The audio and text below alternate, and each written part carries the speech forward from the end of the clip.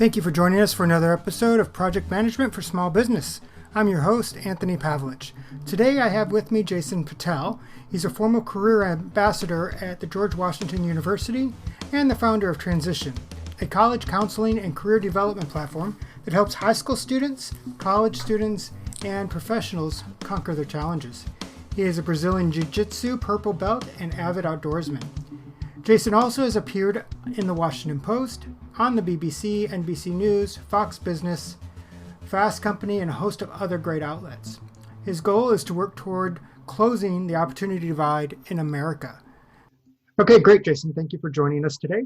Let's go ahead and just get started. I want to find out more about your business transition. I know what I've researched, it does help college students.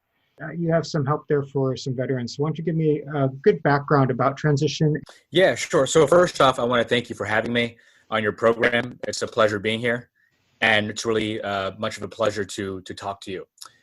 Now, Transizion is a college and career consulting business. What we do is we connect mentors to high school students, college students, graduate students, and career professionals looking to take the next step in their journey, which means we help with everything from college admissions advising to graduate admissions advising to career advising for C-level professionals to mid-level professionals and young professionals who want to find a new job.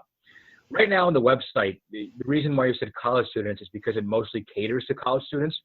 But around June, we're going to be really unleashing the full potential of the company and begin adding new services and sort of redoing the website to properly organize the taxonomy of the services. So you'll see help for med school, law school, business school, help for C-level, help for elevator pitching and things like that. The whole idea is that we want to create a platform for anyone looking to take the next step of their journey. And in the future, ideally, we can focus on boot camps that help, for example, moms get back into the workforce, veterans to help them adjust from the military life to civilian life, and then help them find government jobs or private sector jobs and things like that. So we want to be that company that connects people to really great people who will help them take the next step of their lives, these next pivotal steps that really cause a lot of stress and anxiety. How did you come up with these ideas? How did you come up with doing Transizion? It's a great question. I would say the inception of it really came from, being the son of immigrant parents and living in. So what got you started in Transizion? What made you get involved in what you're doing with that? I think ultimately what the inception was with the company is that I grew up in a middle-class town in Old Bridge, New Jersey, very diverse, people from both political parties, lots of backgrounds, lots of ethnic backgrounds, immigrants and whatnot. And what that allowed me to do is really gain this, now I would say it's more of a diverse or eclectic point of view. I empathize with a lot of people's backgrounds. And with that said, I saw a lot of people from, blue collar, non-automated jobs when I was growing up. And as I got more into politics and as I got more into the issues, I learned that I truly believe that automation is going to be the next great existential threat that America is going to face. And I think that is going to be something that Transizion takes up down the road. But because I was so passionate about giving people opportunities, I was a volunteer college coach during my college years at the George Washington University when I was a student there. And one of my students that I was volunteering with, I was volunteering with students from all over DC basically. And one of my students got a full ride to 4 schools and earned something like $500,000, $300,000 to $500,000 with multiple scholarships overall. His mom said that if I wanted to volunteer on the same scale that I was doing, I was going to go broke. So she implored me actually to start a business based on college consulting and coaching students. One student turned to many students, and I've scaled up from there. So that's the business side of how I got involved with Transizion. But I think the ethos and the mission that I want to solve, the long-term one, really stems from my background in wanting to help other Americans navigate the divide, the opportunity divide that is going to continue to grow as automation takes over our workforce. That is a concern, and I know that we have a lot of people that are being not only replaced by machines, but my nephew, for example, works at a job that he oversees machines working at night. He has to monitor them. He has to every now and then press a button, but for the most part, it's the machines doing the work. Right. Right. And I think that's always when we talk about the workforce, we talk about automation taking over. I don't necessarily think that we're going to see massive unemployment in which human beings are going to be completely out of work and the machines are going to take over. Do I think there's a chance of that happening? Sure. But I think something that's more prescient is human beings having to adjust which jobs they go to, which jobs they get trained for, and how they work in relation to the machines. So it's a little more nuanced, and I think that bridging the divide is not necessarily getting them jobs. It's giving them the knowledge and the sort of verbal encyclopedia of knowing what jobs they should be looking for and how they should be adjusting their journeys in the workforce from beginning to retirement. So I think that's the challenge, a lot more nuanced and a much more step-by-step approach. Oh, no, I fully agree. I think it's not the fact that they're going to lose jobs. Jobs are changing. Exactly. So instead of doing the job, you have to have somebody that's technologically advanced enough and educated enough to take care of the machines that are actually doing the job now.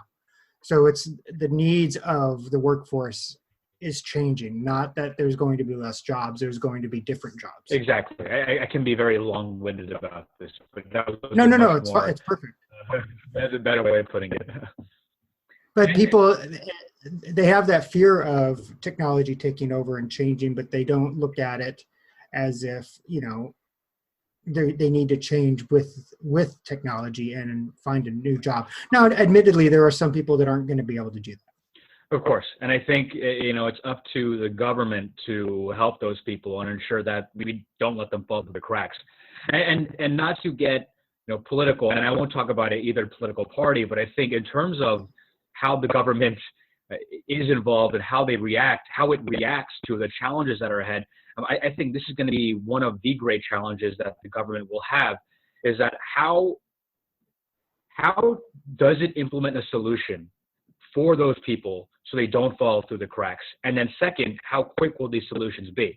Because we see technology changing the workforce and changing other technologies so quickly, the government has almost no way of knowing what solutions to implement.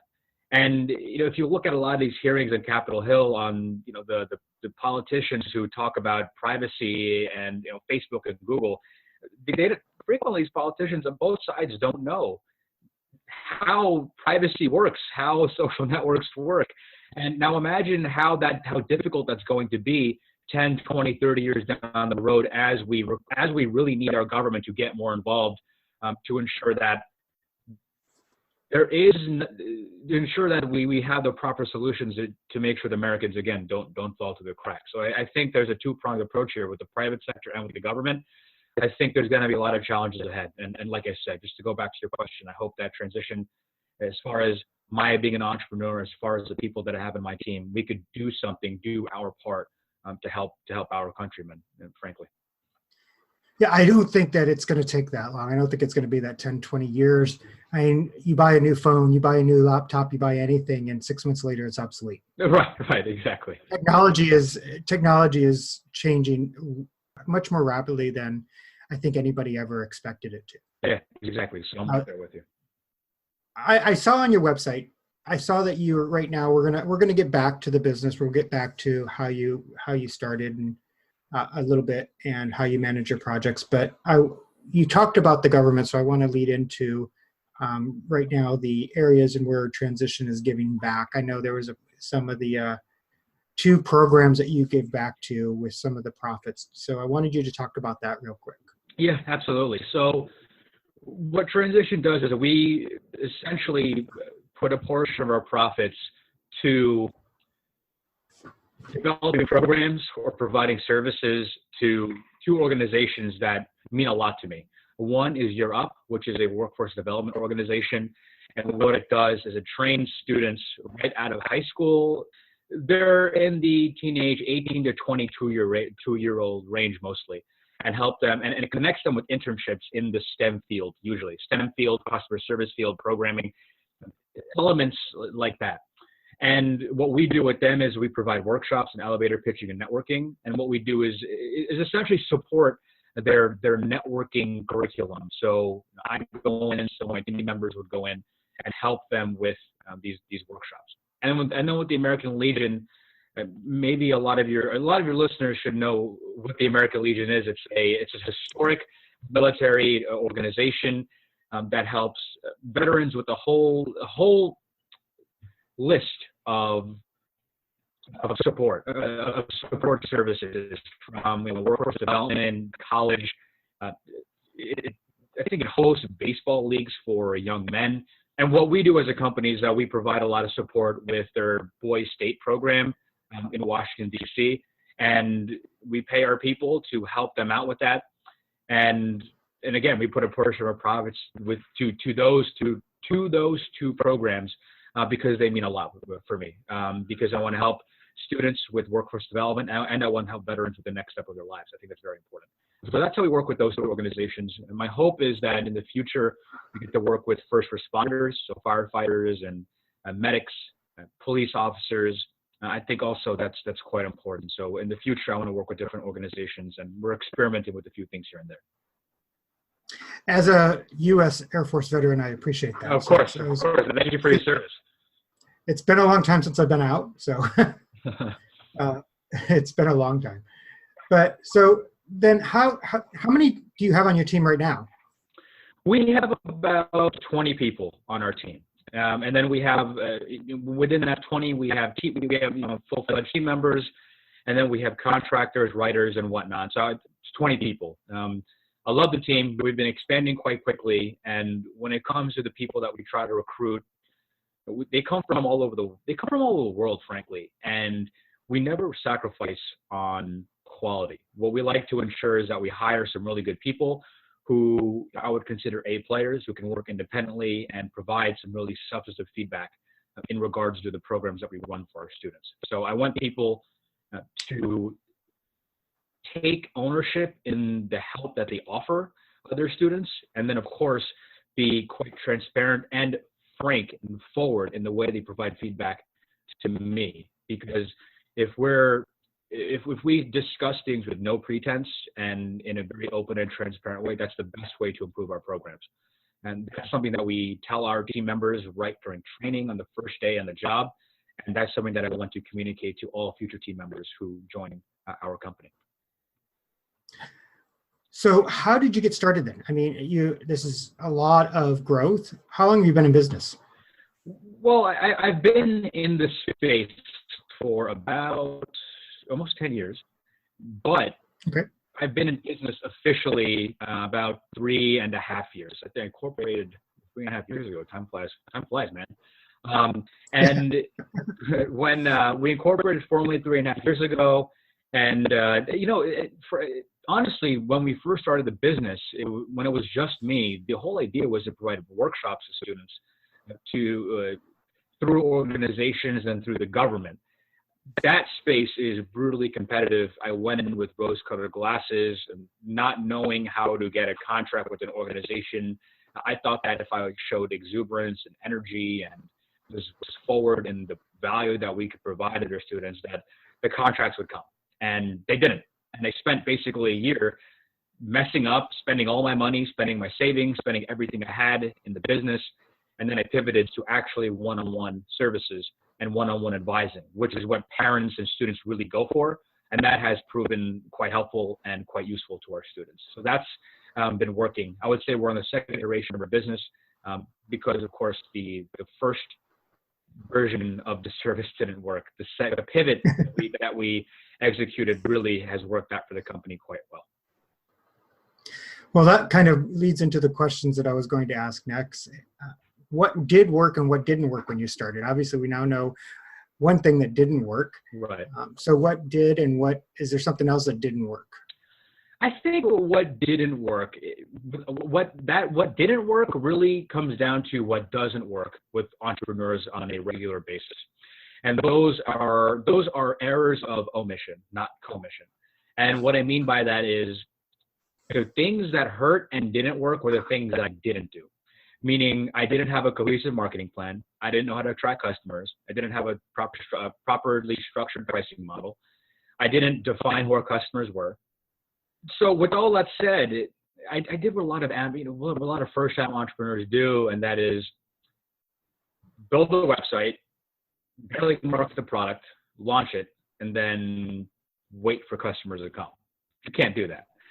So that that's funny you say that, because I'm actually working on a book right now, and those are like things that are actually listed, that I've listed, that don't work, that people have tried, and why things fail.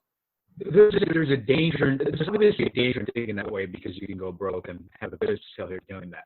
But in terms of the actual methodology, in the way we think of those things, they're so axiomatic and obvious. Having a marketing plan, having a defined customer, they're things that are so quintessential to business that when you're getting started out, you don't know anything about business, you don't think of those things. So those lessons that really hurt, you'll face early on, and it'll be up to you to be honest with yourself in how you messed up. And then, of course, the manifestation of those problems becomes our product didn't speak to customers, our product didn't really address a need, which is all to say we didn't have much revenue. And the revenue that we did have, the customers didn't really call us back because we didn't address anything. So those are the things that didn't work. Not talking to customers, not testing the product, not marketing properly. Those things really hurt the business. But I would say that much of what we do today is based off of the wrongs that we committed at first. And those wrongs that we committed at first helped us iterate to where we are now. So I wouldn't go back and change anything. Essentially what happened was that everything that we changed from those mistakes that we had allowed us to develop the product into what it is today, and therefore lead to very happy customers that have given us reviews and referred other customers to us. That's awesome. So tell me a little bit then, how do you keep track of everything you've got going on? Again, this is, trying to help with other entrepreneurs, their project management needs as well. So how do you keep track of everything? How did you, from the beginning to now, how do you make sure that everything you've got going on stays on track, on time, and all that? Right. It's a great question. I mean, it's an outstanding question, because ultimately, I think that when we define project management and define how do we allocate our resources, we have to be honest and forthcoming about what our limited resources and limitless resources are. You can make a bad business decision and spend a lot of money. You can still get that money back one day. You could mess up with a customer, but more customers will come if you do a good enough job. But what you'll never get back is time. So what you have to do is allow time to work for you. And that's the basic ethos that I have. I don't waste time in the things that I do. And if I do feel like I wasted time, I will go back and sort of audit myself to ensure that I'm not doing that again. So that's the ethos. That is sort of the foundation and the philosophy that I have when it comes to project management and when it comes to keeping everything in front of me. Now, so now when we talk about how do I keep things in front of me, I implement a couple things. First thing is I have different themes for each day of the week. So, Tuesday and Thursday usually marketing days, like outward days. Wednesday is outreach and talking to customers. And Monday is client work and getting a good start onto the week. And what I do is, by giving up all of my duties for those days of the week, that allows me to talk to the people on our team, to have my schedule sectioned off properly so I'm not getting overwhelmed. And of course, what it does is it helps keep things manageable. Because if I know I'm going to have a chance to address a certain challenge that my business is facing, and I know that I'll have a chance to address it during the week, I'm not going to get anxious because of it. So I'll have different days sectioned off during the week. The second thing I do is I have a wide array of apps on my phone and my computer that allow me to really delve into the different products that I have going on and help manage the communication for each and every one of them. So for example, we used Asana in the past. I love Asana, but it was a little convoluted for the clients. So then we switched over. So I have nothing against Asana. I still use Asana personally. It just didn't work best on a client basis. So then we switched to Trello, and I love Trello. Trello is very easy. There's a system that you can implement for everything. And you could, there are calendars and labels and markers and everything. Trello is basically a makeshift time saver. So we put I use Trello for everything too. Yeah, I love Trello. And I swear by it, and I recommend it. Exactly. And I recommend it to all of our customers and to all of our team members as well. We manage publishing projects, prospecting and marketing projects, backlinking projects, SEO projects, actual client projects on Trello. I mean, there's so many. There are products that I'm forgetting right now. So I swear by Trello, and basically whenever I have something come up, I check my Trello board and I check my team members' Trello boards to ensure that everything is kept in front of us. I use an app called Errands that I love. I've been using it for years now. Very basic app, costs like $5. It's so worth the investment, and that keeps all of my personal projects in front of me. I use Google Drive to organize all of our files. I use Slack for communication with our team members. So those are the sort of essentials that we use to keep things in front of us. And then in terms of using time as a multiplier, and ensuring that 1 unit of my production equals 10 units of my team members' production, I use Contently, Ahrefs, and Google Docs, and then Grammarly to ensure that our blog publishing is all done very well, and making sure that it's at the highest quality. So we're using software and platforms everywhere to ensure that the multiplier effect on productivity is working at an A+ level. I love that you speak about Trello and other little simple apps like that, because it's one of the things that I've noticed with some projects or with entrepreneurs and project management.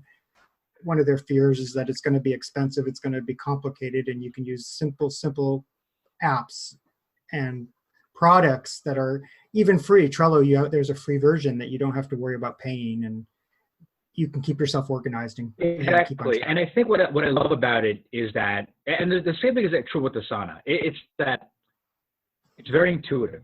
You could tell the people behind Trello did a great job in talking to the customers and digging through how the customers think. What is a board? What is a list? What is a card? What goes into a card? How do you have a checklist? What do people want to see in a calendar? What are descriptions for each card? How do we type things down? These things are really important, and I think they did a great job, a fantastic job of making sure that the customers look at Trello and see everything done in a very intuitive way. I agree. I think it's very easy. I've even people that aren't very tech savvy, Trello's easy to learn. Absolutely. If you had one piece of advice to somebody starting out, what would that be? I've said this consistently. You have to talk to your customers when you start out. Don't make a product and just publish it and release it into the world and expect customers to come. No, you should release a product. It could be a product 1.0, just the post beta version. Talk to your customers of how it can be perfected, and then perfect it from there.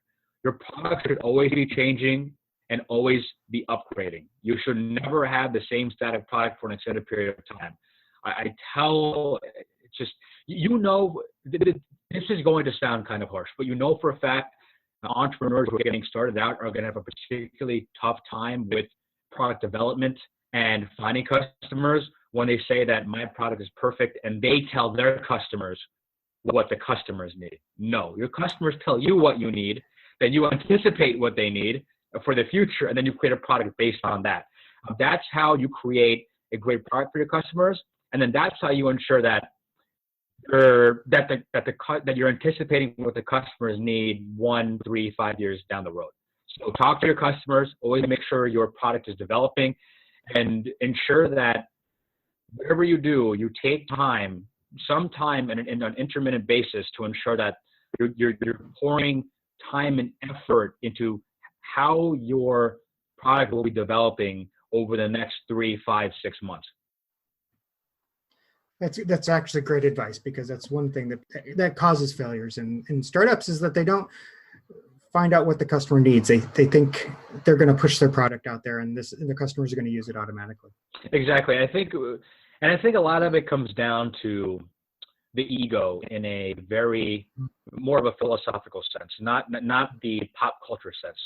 The ego being, I want to project myself onto my product, and therefore people will buy my product because they like me. It's not true. You have to take a very dispassionate and platonic view of your product, take you and your opinions out of it, and put your customers' opinions into it, and then allow your expertise to mix everything together.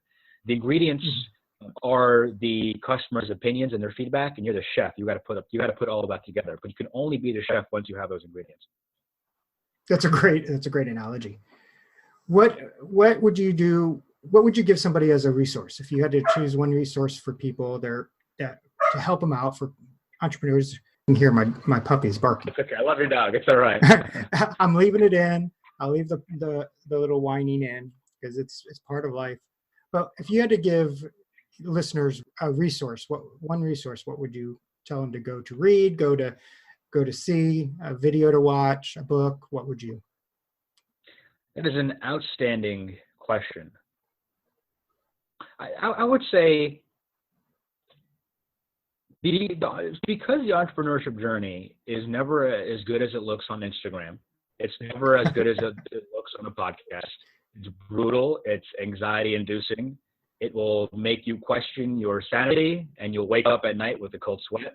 It still happens to me. I would say that the best way of going about things is to anchor yourself spiritually, emotionally. So the resource I would say is Marcus Aurelius' Meditations.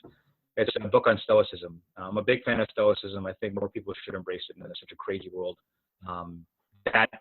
Whose media environment media volume is pumped up to 100 by 100 in terms of how loud things are. You just got to tune things out, focus on what matters, take hardship step by step, day by day. And Stoicism really, I think, is a key to life. It's helped me. I'm getting better at being a Stoic. I would consider myself a Stoic. And Marcus Aurelius' Meditations, that's the book. That's the resource I would say. You read it, and some quotes, you look at it and you go, well, you just shake your head at how clear things are, but how unclear they were to you before you read those words. So I would recommend that book. Oh, there are plenty of nights, I tell you, I wake up in the middle of the night thinking about things I wish I had done that day or what I have to do the next day. And so entrepreneurship's not the easiest thing. No, and I tell myself all the time, I have a degree from the George Washington University. I have a nice little network here. I tell myself that if I wanted to quit, I could quit. This is my place to do this. And I told myself that years ago. I tell myself that now. This is my path. I love what I do. And therefore, you don't think of the obstacle in front of you. The obstacle becomes the path in front of you. There's a great book by Ryan Holiday called Obstacle is the Way. And the quote, it was either his quote or it was a quote from someone that he quoted in the book. And it basically is, the obstacle in the way becomes the way. That's the journey that we take as entrepreneurs. Very good. Very good. So how can people find you? Where can they You can find me. Yeah, absolutely. You can find me on email at jason@transizion.com. That's Jason, Jason, at transizion.com. You could find me on Facebook, although I'm not really active at all. You can find me on Instagram at Jason Patel 13, Jason Patel 13. I think in the future we'll be publishing a YouTube channel just that features career college advice for students. You might be able to find us there at the YouTube channel Transizion. So if anyone wants to reach out, feel free. I love talking to other people. People want to start businesses, people who are in business. I think we have a lot to offer each other, and we all come from different walks of life. No one knows everything of one thing. So those different perspectives really enrich all of us. I agree. Thank you very much. And I'll put these links down in the comments so listeners can actually find you where you're at. And thank you for being on today. I appreciate it, Jason. Yeah, this was really productive, really great. I love talking to you. You had some great questions about the resource and how do we keep things in front of us? Those questions are things that I think about quite often. So this was a pleasure for me too. Oh, thank you very much. Of course. Thank you. Thank you for joining us for another episode of Project Management for Small Business. If you want to be on the podcast, or if you have a question you'd like answered on the podcast, please go ahead and get in touch at pmforsb@pavproconsulting.com. Don't forget to hit subscribe, and I'd love for you to leave a review if you like what you hear. And until next time, thanks for listening.